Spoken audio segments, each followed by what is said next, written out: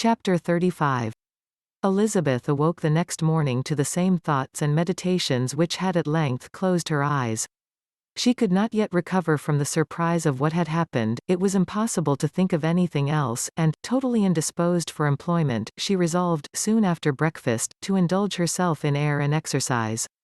She was proceeding directly to her favourite walk, when the recollection of Mr. Darcy's sometimes coming there stopped her, and instead of entering the park, she turned up the lane, which led farther from the turnpike road.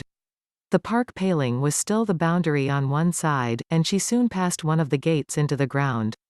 After walking 2 or 3 times along that part of the lane, she was tempted, by the pleasantness of the morning, to stop at the gates and look into the park. The 5 weeks which she had now passed in Kent had made a great difference in the country, and every day was adding to the verdure of the early trees.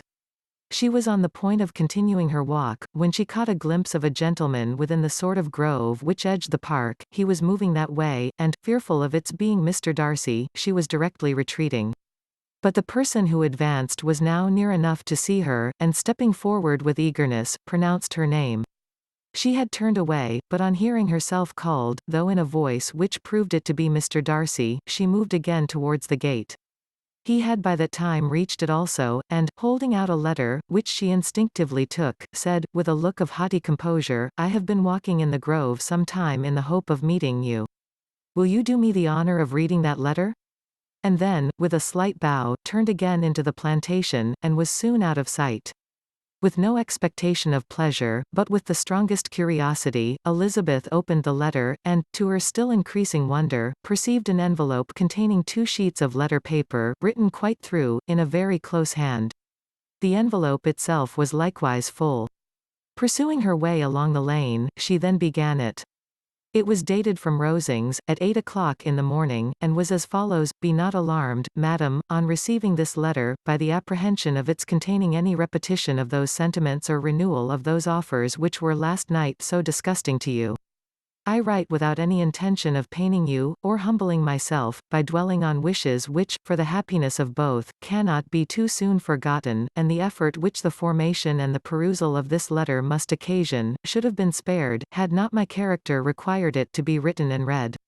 You must, therefore, pardon the freedom with which I demand your attention. Your feelings, I know, will bestow it unwillingly, but I demand it of your justice. 2 offences of a very different nature, and by no means of equal magnitude, you last night laid to my charge. The first mentioned was, that, regardless of the sentiments of either, I had detached Mr. Bingley from your sister, and the other, that I had, in defiance of various claims, in defiance of honour and humanity, ruined the immediate prosperity and blasted the prospects of Mr. Wickham. Wilfully and wantonly to have thrown off the companion of my youth, the acknowledged favourite of my father, a young man who had scarcely any other dependence than on our patronage, and who had been brought up to expect its exertion, would be a depravity, to which the separation of 2 young persons, whose affection could be the growth of only a few weeks, could bear no comparison.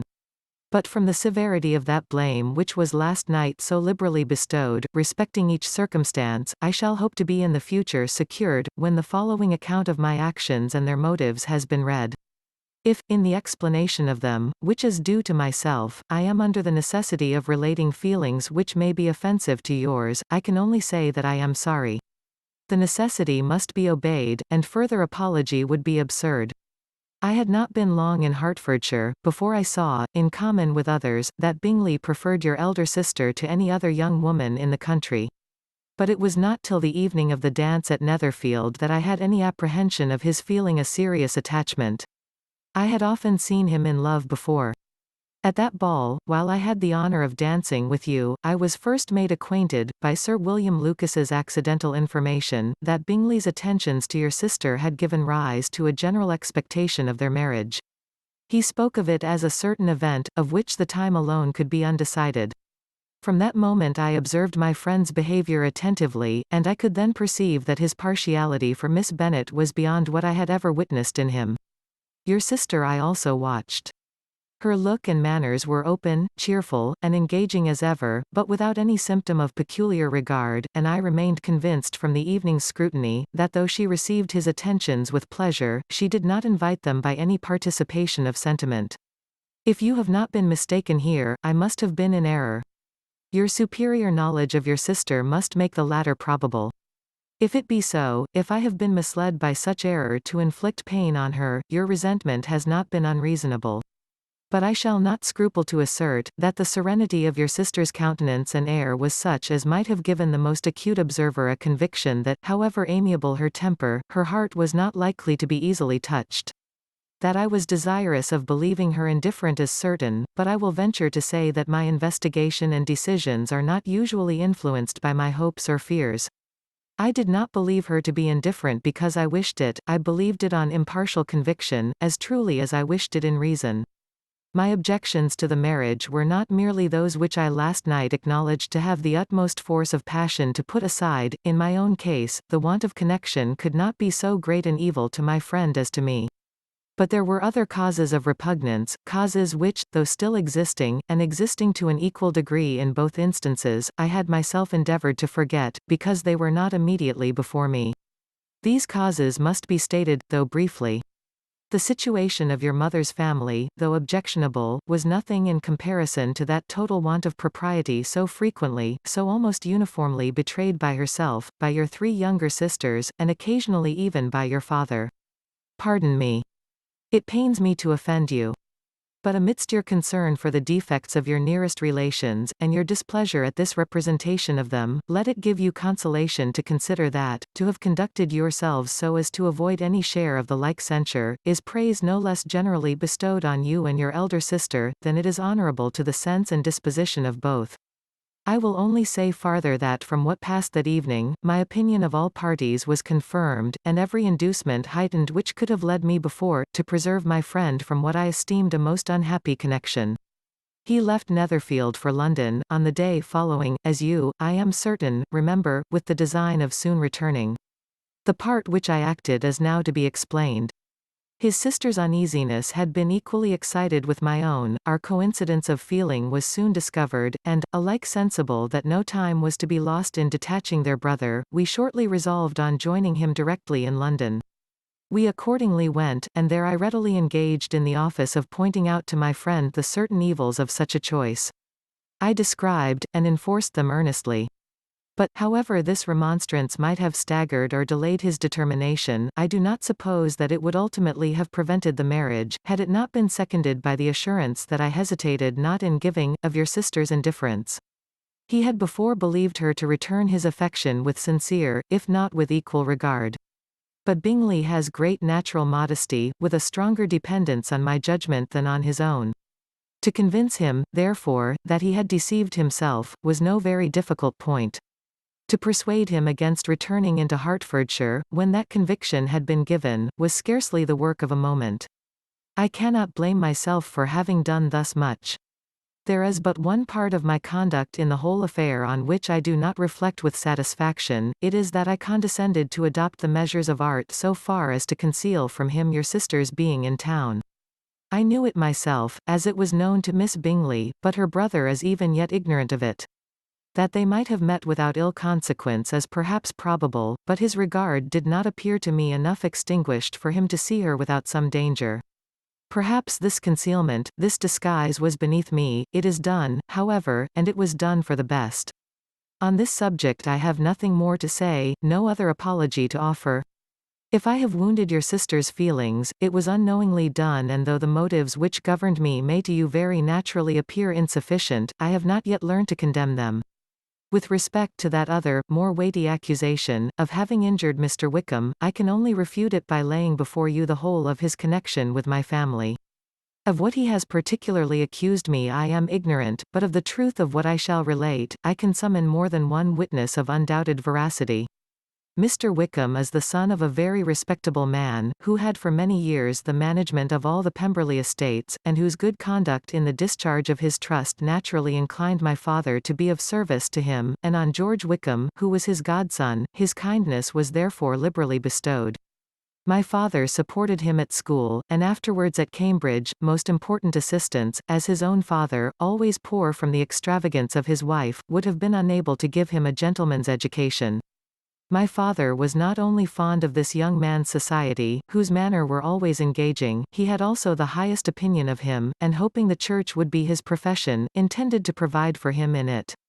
As for myself, it is many, many years since I first began to think of him in a very different manner. The vicious propensities, the want of principle, which he was careful to guard from the knowledge of his best friend, could not escape the observation of a young man of nearly the same age with himself, and who had opportunities of seeing him in unguarded moments, which Mr. Darcy could not have. Here again shall give you pain, to what degree you only can tell. But whatever may be the sentiments which Mr. Wickham has created, a suspicion of their nature shall not prevent me from unfolding his real character. It adds even another motive. My excellent father died about 5 years ago, and his attachment to Mr. Wickham was to the last so steady, that in his will he particularly recommended it to me, to promote his advancement in the best manner that his profession might allow, and if he took orders, desired that a valuable family living might be his as soon as it became vacant. There was also a legacy of £1,000. His own father did not long survive mine, and within half a year from these events, Mr. Wickham wrote to inform me that, having finally resolved against taking orders, he hoped I should not think it unreasonable for him to expect some more immediate pecuniary advantage, in lieu of the preferment, by which he could not be benefited. He had some intention, he added, of studying law, and I must be aware that the interest of £1,000 would be a very insufficient support therein. I rather wished than believed him to be sincere, but, at any rate, was perfectly ready to accede to his proposal. I knew that Mr. Wickham ought not to be a clergyman, the business was therefore soon settled. He resigned all claim to assistance in the church, were it possible that he could ever be in a situation to receive it, and accepted in return £3,000. All connection between us seemed now dissolved. I thought too ill of him to invite him to Pemberley, or admit his society in town. In town I believe he chiefly lived, but his studying the law was a mere pretence, and being now free from all restraint, his life was a life of idleness and dissipation. For about 3 years I heard little of him, but on the decease of the incumbent of the living which had been designed for him, he applied to me again by letter for the presentation. His circumstances, he assured me, and I had no difficulty in believing it, were exceedingly bad. He had found the law a most unprofitable study, and was now absolutely resolved on being ordained, if I would present him to the living in question, of which he trusted there could be little doubt, as he was well assured that I had no other person to provide for, and I could not have forgotten my revered father's intentions. You will hardly blame me for refusing to comply with this entreaty, or for resisting every repetition to it. His resentment was in proportion to the distress of his circumstances, and he was doubtless as violent in his abuse of me to others as in his reproaches to myself. After this period every appearance of acquaintance was dropped. How he lived I know not. But last summer he was again most painfully obtruded on my notice.